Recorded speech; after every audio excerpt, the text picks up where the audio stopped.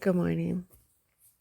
So, today I just wanted to share some of the things that was on my mind this morning as I woke up.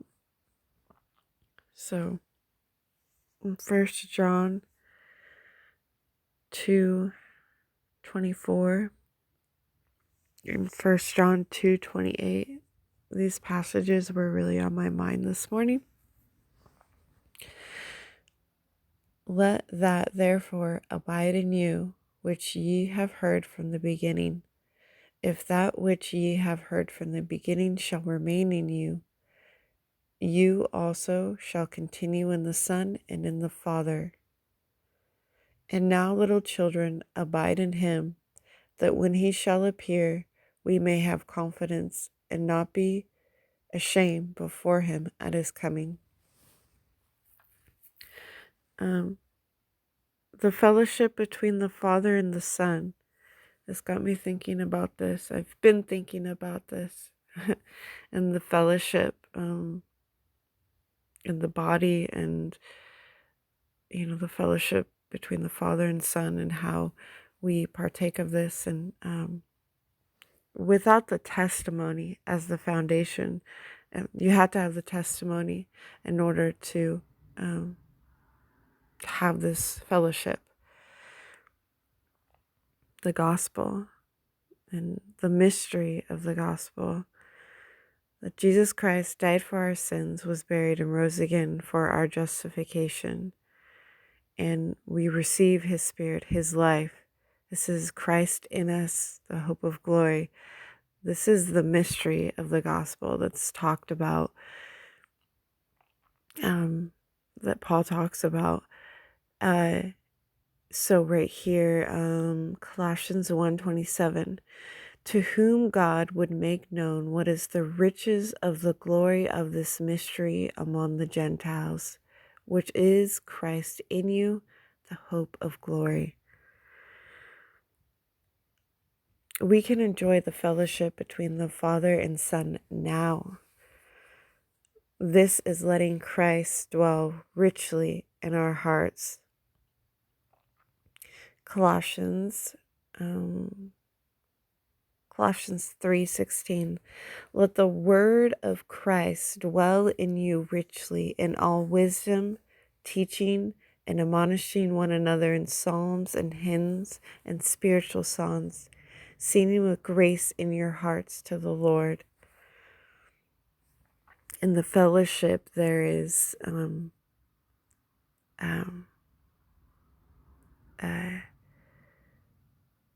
what just right here, Colossians 3:16, what it says, there is enjoyment, and in the fellowship there is enjoyment, there is rest, there's joy, there is all of these things. There's an enjoyment to be had.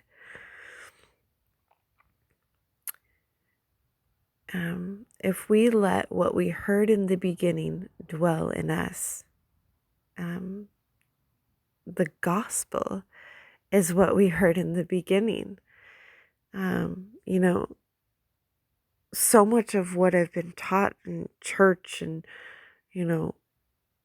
all this that I've been wrongly taught, is that oh well, the gospel is just, that's just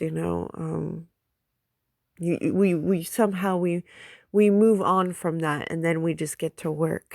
Right? But if we let what we heard in the beginning dwell in us, this isn't just moving on from this and then getting to work. The gospel is what we heard in the beginning. This is Christ in us, and Christ is now our life. And the life that I now live in the flesh, I live by faith in the Son of God. My life is hidden with Christ in God. It's not I, but Christ in me. See, this is a mystery to the carnal man. Religion is all about I, me. It's bringing forth all of your good works.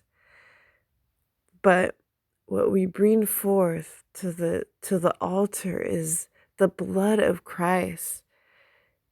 It's Christ. That's all Christ.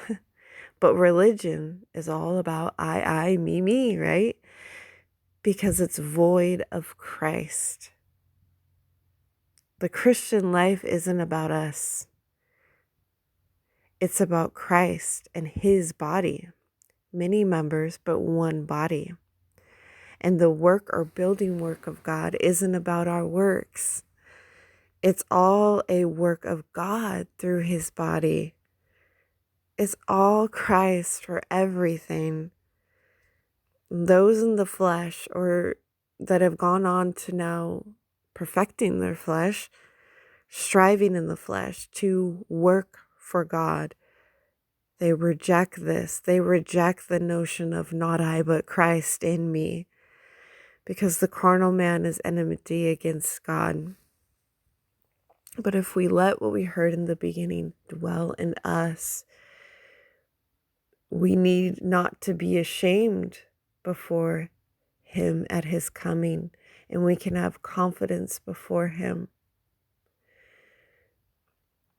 And we can enjoy in the fellowship, and we can cease from our own works and have a place of rest. There's rest in the fellowship.